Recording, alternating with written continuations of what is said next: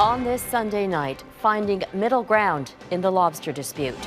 The snag facing the facilitator trying to end the standoff between Indigenous and commercial fishers. I have no intentions of sitting down with them.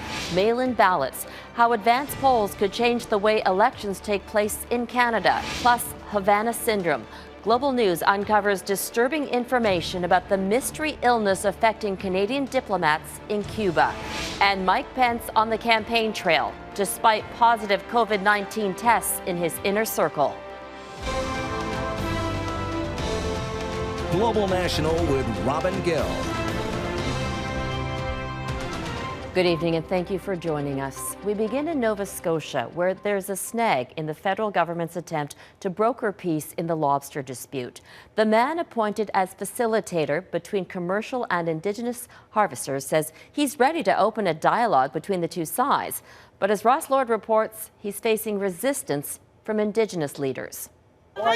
Just say it. I'm not ready to do it. The past 5 weeks have been full of disturbing confrontations, including commercial fishers cutting Indigenous trap lines and the suspected torching of a lobster pound that did business with First Nations fishers.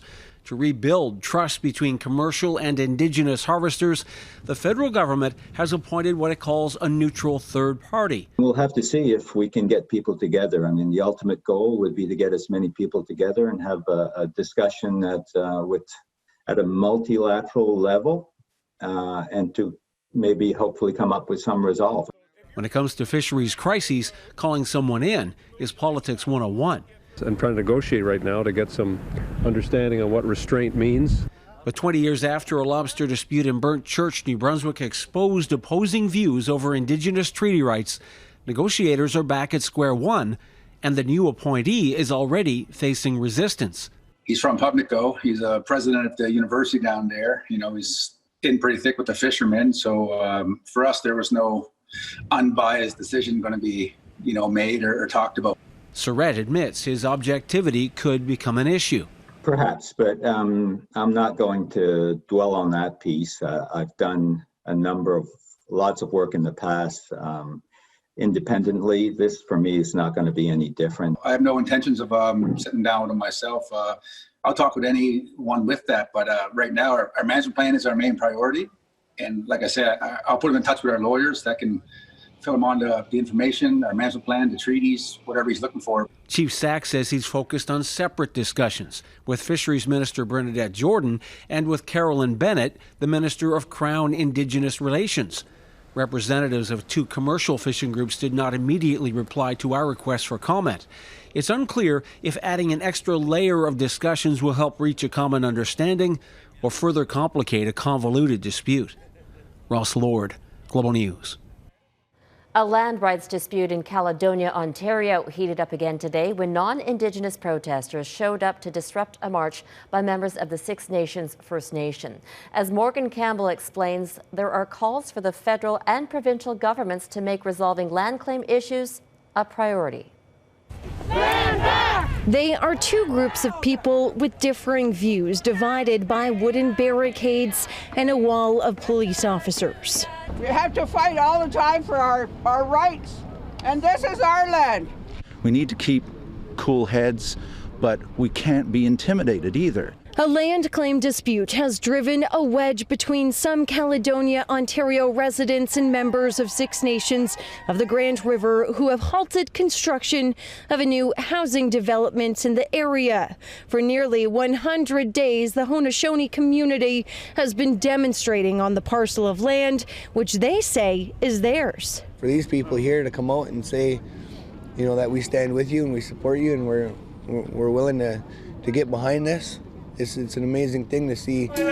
Six Nations has been pushing for a meeting with provincial and federal leaders. The feds have been saying for 5 years now that they're interested in nation-to-nation relationships And this is something that, you know, we need to be pushing forward all the time. According to the federal Minister of Crown Indigenous Relations, there has been an olive branch extended. In a statement, Carolyn Bennett says, "We have put in place flexible processes to allow for the exploration of new ways to achieve this goal."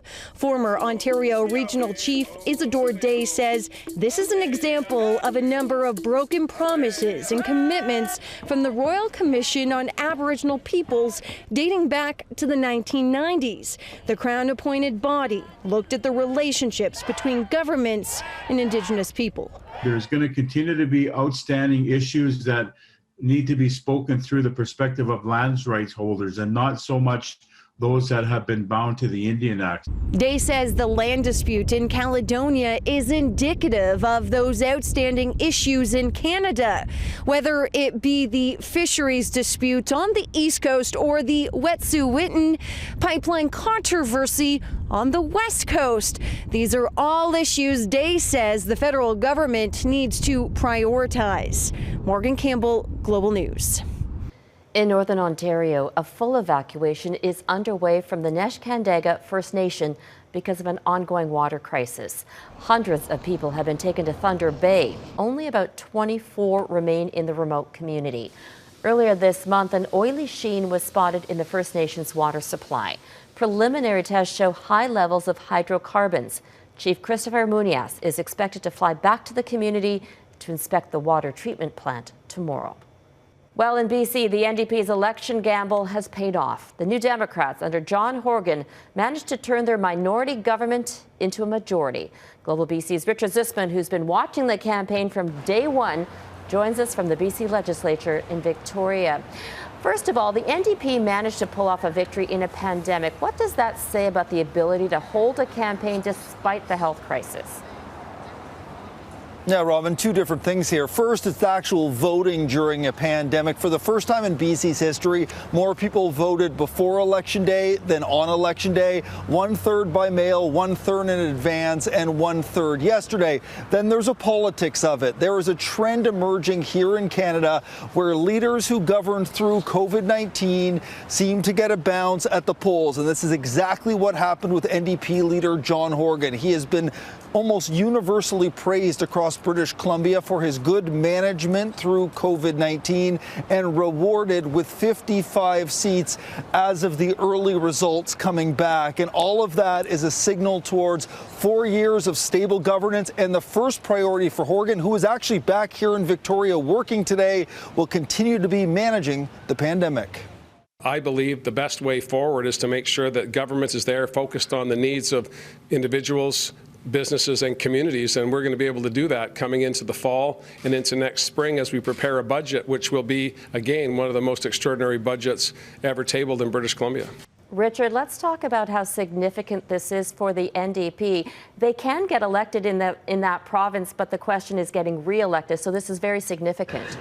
It sure is. It's the first time in the province's history where a sitting NDP premier has won re-election, and the way that it was won was substantial as well, Robin. Substantially in Metro Vancouver and growing that base into the suburbs. So an impressive showing by the NDP, who are leading from beginning to end in the polls and clearly finished the job. Although there are a lot of mail-in ballots that still need to be counted, the thought is that that won't dramatically change the outcome here. All right, Richard Zussman in Victoria, BC. Next up at the polls, Saskatchewan. Voters will cast in-person ballots tomorrow, but that province has also had a significant number of advance and mail-in votes. There's no doubt the COVID-19 pandemic has shifted the way elections are conducted in this country. Our chief political correspondent, David Aiken, is here to talk about how these changes could be permanent. David, BC is an example. Well, Robin, the numbers are simply staggering. In BC, as many as 30% of all votes cast came in by mail. And in Saskatchewan on Monday, it looks to be the same. A record turnout already in advance votes, and the mail-in ballots could total more than 10% of the vote. I think that bodes well for the electoral system and for the interest of everyday voters in our democracies. The change is being driven, of course, by the pandemic. We're really bending the curve by reducing the potential for spread of COVID-19 because people are voting by vote by mail. They're taking advantage of advance voting, and that means that they're spreading it out for Election Day as well. But this trend is almost certain to be permanent. That's one reason why Canada's Chief Electoral Officer, Stéphane Perreault, is pressing MPs to change Canada's elections law. There is a challenge there that exists at a national level that does not compare provincially or locally. In the 2019 general election, about 50,000 Canadians voted by mail. Elections Canada believes that if there is a fall federal election, 4 million Canadians, not 50,000, 4 million would vote by mail. And that is going to fundamentally change how campaigns work. You got to have earlier debates. You've got to have the platform more dialed up and rolled out as a whole. I think those things are going to change. And to make sure that voters have time to get their ballots and mail them back, Canada's Chief Electoral Officer is already on record urging Prime Minister Justin Trudeau that if there is a fall election, it should be as long as legally possible, about 7 weeks, rather than the minimum length, 5 weeks, of the 2019 federal election. Robin? David Aiken in Ottawa. Thanks, David. The Canadian provinces hit hardest by COVID-19 released more sobering numbers today. Quebec recorded another 879 new cases, pushing its total to over 100,000. And there were a record number of new cases in Ontario, that province registering over 1,000 new infections for the first time. This could be a spike related to Thanksgiving. On the other hand, this might be an expected rise in cases in the time delay between when policy was implemented a couple of weeks ago and now. The week ahead is going to be the most telling week. Is this going to actually plateau, or are we going to see a continued rise in cases? Both Ontario and Quebec have imposed tighter restrictions to try to contain the second wave. Coming up, no quarantine for the Vice President, despite his close aides testing positive.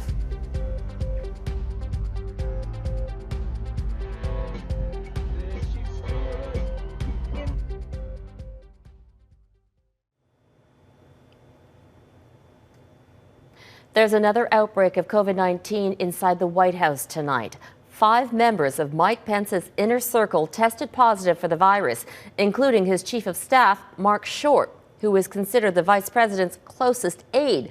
But the VP is staying on the campaign trail, hoping to recapture the energy of the 2016 election that handed Donald Trump the presidency. Pence has tested negative, but as Jennifer Johnson reports, critics believe it's only a matter of time. U.S. Vice President Mike Pence is still on the campaign trail after Chief of Staff Mark Short and at least 4 other aides tested positive for COVID-19.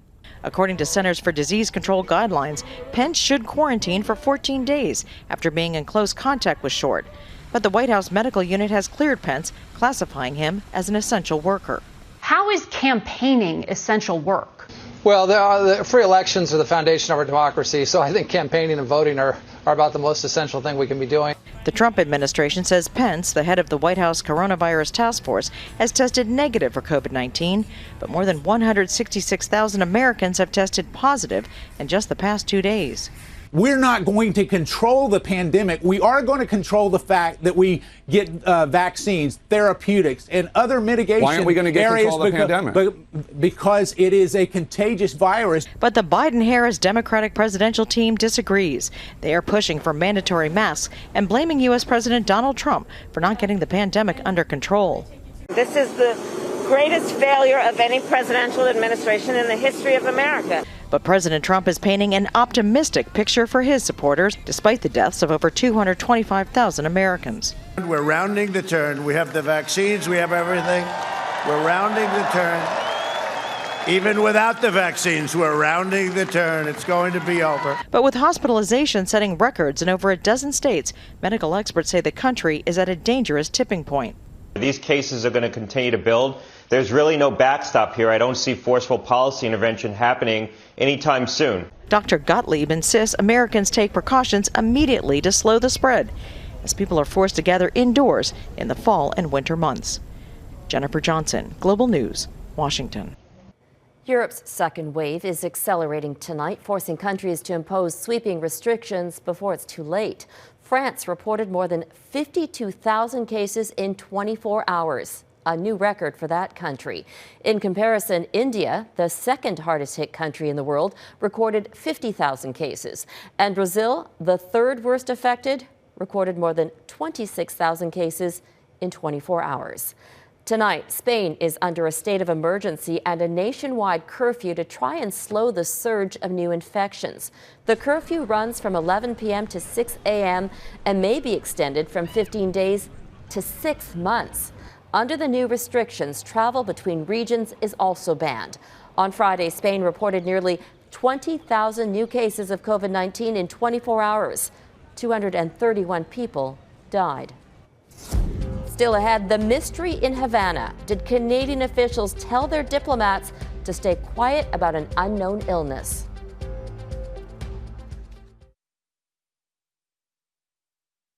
There is new information tonight about how government officials dealt with a mysterious illness that affected 23 Canadian diplomats in Cuba's capital.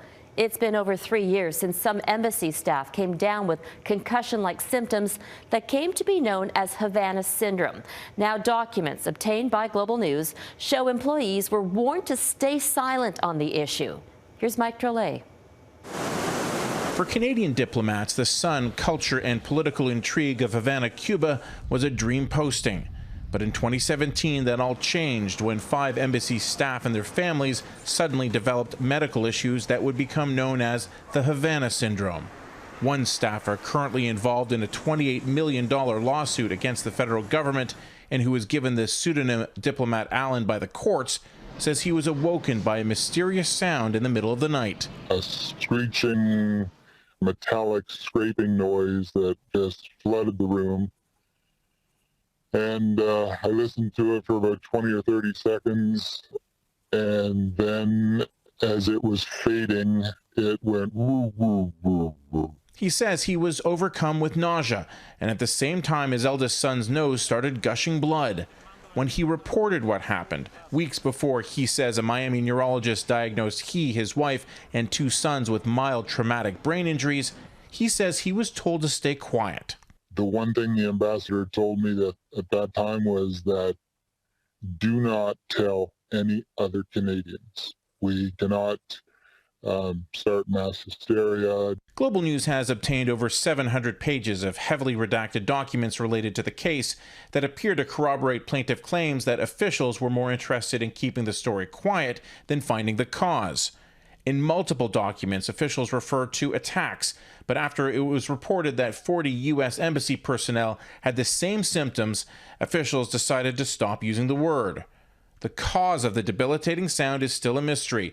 One expert believes it was the mating call of the Indian short-tailed cricket. And when electrical engineering expert James Lynn published his theory of concentrated microwaves produced by military-grade weapons, Lynn says Canadian officials dialed him up. There are some people, I wouldn't say who, but some people from Canada had contact with me and tried to understand what might have happened, what could have been done if indeed people intend to do it. 15 of the 23 Canadians impacted are involved in the lawsuit. 2 years after their lives were impacted, the embassy in Havana remains an unaccompanied posting, meaning it's too risky for diplomats to bring their families. Mike Drolet, Global News, Toronto.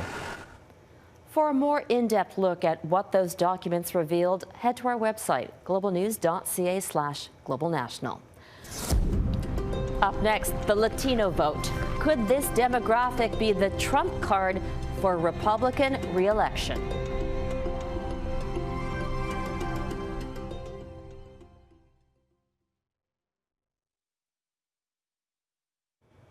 For the first time, the Latino demographic is expected to be the largest ethnic minority to vote in a U.S. presidential election.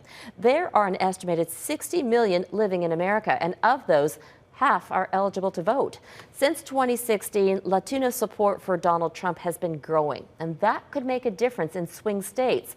Tonight, Rob Malcolm reports from California on the appeal of the Republican leader despite his demonization of immigrants.